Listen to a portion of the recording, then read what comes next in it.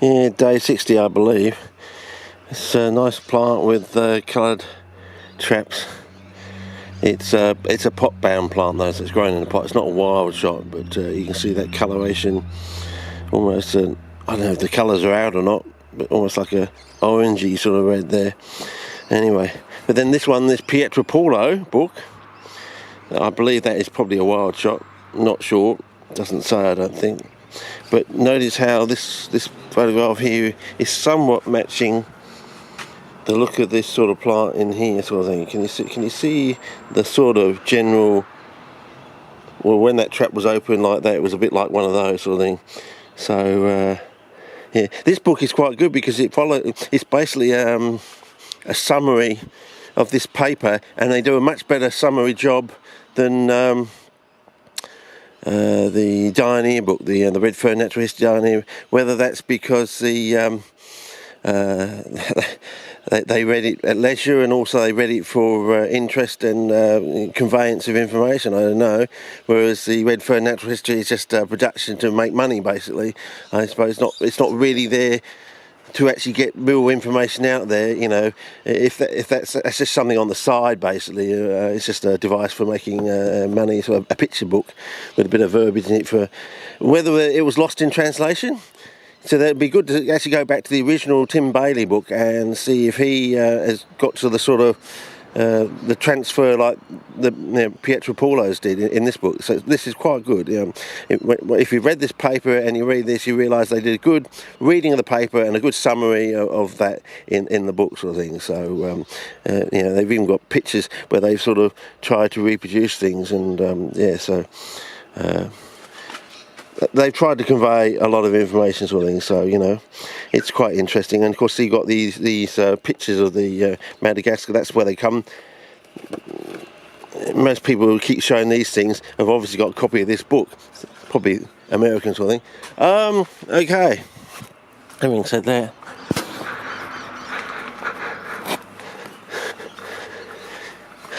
I put a plant in last night. As you can probably see, on the edge here between the candles are there, and this is on that side of the candles, whereas I've also got a few tiddly pot plants which I put in on the edge here. I don't know if that one's going to survive, so it's not bad. And if I water them, I take the you'll see the infiltration rate is still... Oh yeah, that's the other thing. Have you noticed this surface here?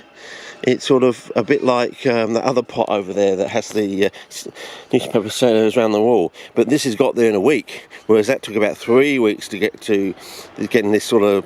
So whether it's going to green or not very soon, in the coming week, that's something to watch out for. So maybe I need to take a few screenshots first before I water of the plants from a different directions, sort of thing. From this sort of direction, I don't know. Almost dropped the camera then. Yeah. So I'm amazed that they haven't wilted, but it's quite a hot day today. So these are certainly stabilised. So definitely. So I'm tending now. I think what I want to do quite rapidly now is to make up a pot that has bark chip and paraffin candle wax. Because I was thinking last night, Paraffin-WAX is like deoxygenated whitewood in a way. It's just carbon and hydrogen. If you strip the wood back to its basic components, it's basically that. And of course, it's already straight away anaerobic because it's got no oxygen in it. So if you want an anaerobic environment. And I think that's another thing to do with the problem with your 50-50 peat and sand. You don't have enough sand in there to make the pot anaerobic. Do you understand what I mean? Because Fred Howe used to use a 60-40, so he'd had 60% sand and 40% peat material, so peat equivalent material. So yeah. So I'm just thinking this idea that the 1/3 peat to 2/3 sand is what it's really doing is just making sure that environment gets to and stays somewhat anaerobic down there in the nether regions of the pot. So so I'm gonna have to get some more candles, but I'm just thinking, you know, how many candles do I need? See, this is basically a litre container there, so that's basically, if I hold the camera like that, 1, 2, 3, and the leftover bits. So basically, you think you want 9 candles, but I reckon you can get away with 6 because you've got this end bit stuck out there. So you'll have 6 of those, which will do the top layer. You know, 6 of those bits. So you go 1, 2, 3, 4, 5. Well, you'll have 1 candle missing on the top basically. So maybe it'll be a box and 1 candle should be a litre. And of course, if you can cut them up. And one thing I'm thinking I'm gonna, you know, where have I got my little shears? Yeah, over here. I get my little shears. So it'll be a case of the old Billy, I think we're going to have to go on spot colour for this, if we can. I was on General Betrayers or something. So basically you're going to get something like this and go like that. And then I think you're going to do something like this, you know, cut it down the middle, and maybe something like this. It's going to be time consuming, and you know, I think that's all I'm going to do. But you could be fiddly and do it into little pieces like this. It'd take you, well, twice as long, wouldn't it? Every time you cut another. So that you can have it like that and put it through your material like that. It'll take you a while to cut these things, but I know I've got these sort of pretty good skills sort of thing, fellas. You know, I'm used to that. So, you know, put it on there. So something like that. So, yeah, for the screenshots basically. Anyway, having said that, moving. Oh, I'm gonna need my rose for the next day. Yeah, disorganised Friday basically. I haven't watered these yet because I thought you want to have a look of general focus first. So basically like that. So they haven't been watered, and this one is gone in last night, sort of thing. So if I go to spot colour now. That one there has lost its red colour, that new emerging leaf there. So, and even that little seedling there hasn't collapsed and wilted. So you know, the surfactant idea really gets you there very quickly. Yeah, so it does bring and there's even a little seedling thing like that. So it'll be interesting to see what the bark chip does. But as I said, I'm getting this idea that mainly because over here I've noticed. You notice this. This is green on that layer there between the white wood and the sand. Notice all these brown wood ones? No greening, as far as I can see. No obvious greening of any of these sort of things. There is obvious greening in this, but then again, that was a mixture of perlite, sand, popcorn. So do we say that popcorn is a white wood, therefore we get greening? So it is questionable, you know. Anyway, I'm just going to order these. Oh, I can get the rose off now. Okay. 1, 2, 3, 4, 8, 9, 10, 11, 2, 3, 4, 5.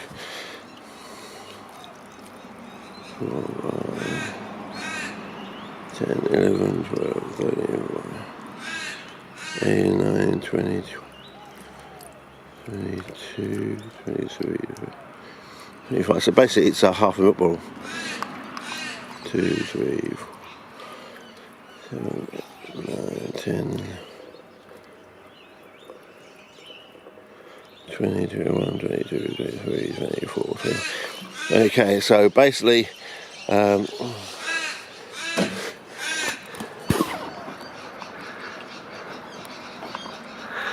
yeah, basically like that. It's basically how I water these 25 counts, so I'm basically just doing what I do with that. Anyway, having said that, we're probably gonna, this is one you're gonna love. This is the one you're gonna love, fellas.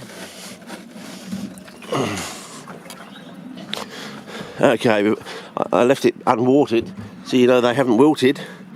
And if we go to spot colouring first.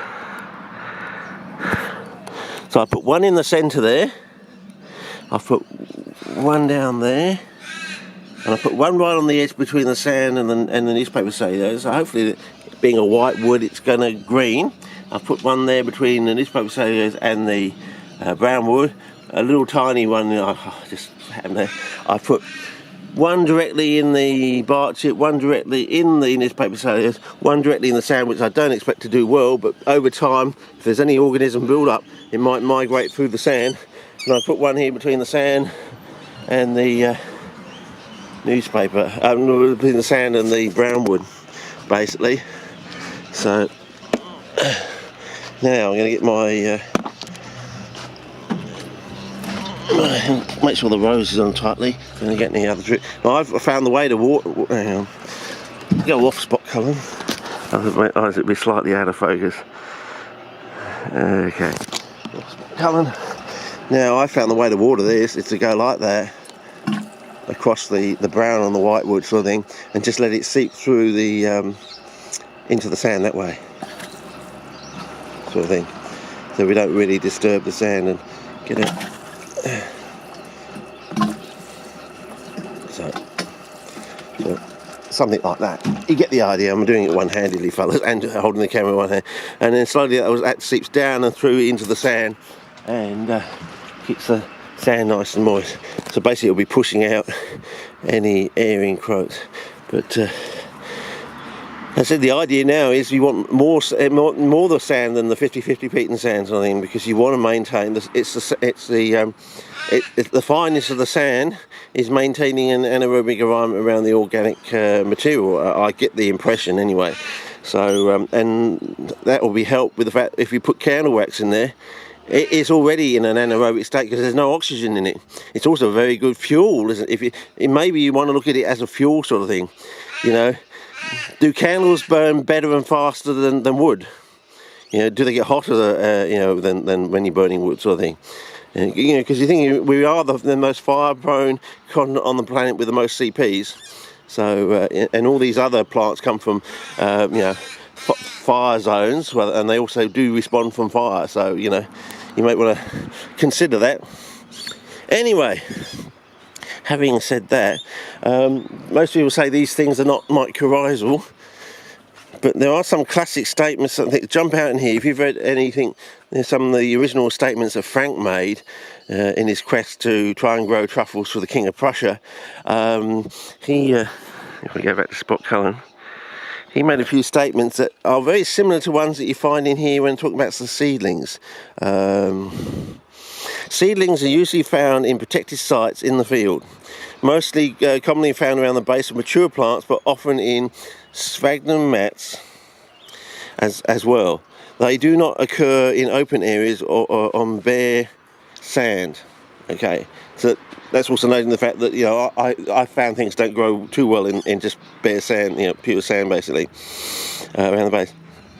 They would they do not occur in open areas on bare sand where they would be subject to battering by rain or to desiccation resulting from high insulations. However, where the soil is bare but sheltered by overhanging taller vegetation and has a thin surface layer of fine semi-decayed plant remains and humus, satisfactory germination development can take place. Remember, of course, these usually germinate as soon as they drop on the ground, and there is no need or thing for stratification. It's different in these plants, and development can take place. These conclusions were drawn from field observations and field sowing experiments. Although growth is slow, development may sometimes be surprisingly rapid. Now, this is an important point. If anyone's done mycorrhizal research and symbiotic relationship, that is a classic statement saying, you know, suddenly the plant has become symbiotic and bang, it goes off, sort of thing. It's formed, probably an ectotrophic mycorrhizal down and sheathing its roots and bang, it's off and running, sort of thing.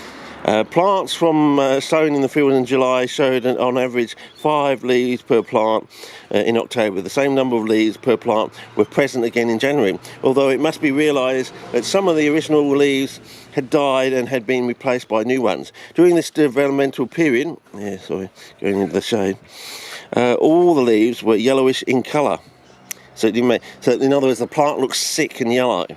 Another classic sign, plants look sick, poorly, suddenly bang, when they get ensheathed by, a mycorrhizal relationship, bang, all the nutrients in, the sugars go up and everything, goes tickety-boo sort of thing.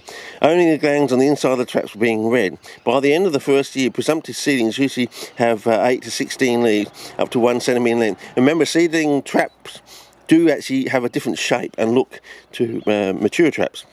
That's how you can tell where you've got a seedling plant or mature plant sort of thing, without having evidence the flower stalk. Okay, do you get that, fellas? Seedling leaves are different to mature leaves, so therefore you can tell whether a plant is mature or seedling, even if it doesn't have a flower stalk. Okay, got that point there? Okay, at the end of the second year, the number of leaves remains about the same, but they may be 1.5 centimetres long. However, it is dangerous to generalise, as some plants known to be 1-year-old show the same amount of development as a 2-year-old plant. Again, that's in other words, they've doubled basically they've gained a whole year. Now, do you think that also sounds like you've got a mycorrhizal, some sort of symbiotic relationship input sort of thing? Okay, seasonal variation in size, shape and colour of the leaves is quite apparent in the field. In the early spring, most of the plants were green with petioles up to 6 centimetres in length. The traps were up to 2 centimetres long. The leaves may or may not be erect. Usually, if there is any red coloration notable, it is limited to the glands of the inner surface of the trap. The petioles at this time have a width of about 1.5 centimetres at the bordest part. With the appearance of the floral axis, leaf initiation usually ceases and no new leaves are produced until after flowering. Well, that's true here in cultivation. These new leaves show a marked difference in morphological characters. They have long, narrow petioles up to 12.5 centimetres, which are nearly or completely wingless, upright in orientation, bed traps up to 3.25 centimetres in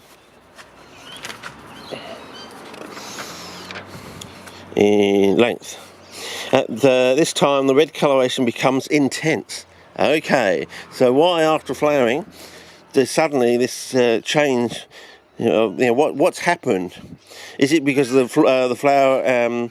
Well, the flower wouldn't be dying back if it's set seed, you see, and they do set seed quite well in the wild, so you can't really say it's all that sugar coming back from the all that starch reserves and sugars coming back from the flower stalk, because in the wild they do set seed quite well, so the flower stalk remains on the plant while the seeds are developing, so you can't really argue that one too well.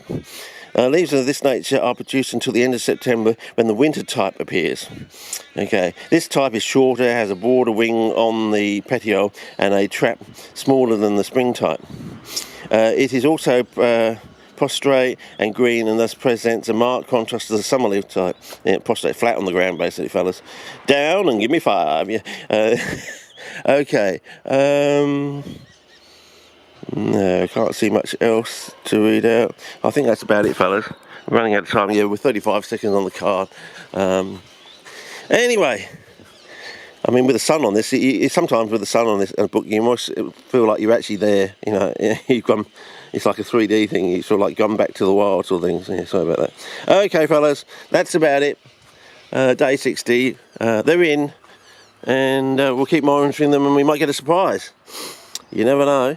Okay, might get a surprise, but it'd be interesting. Okay, see ya.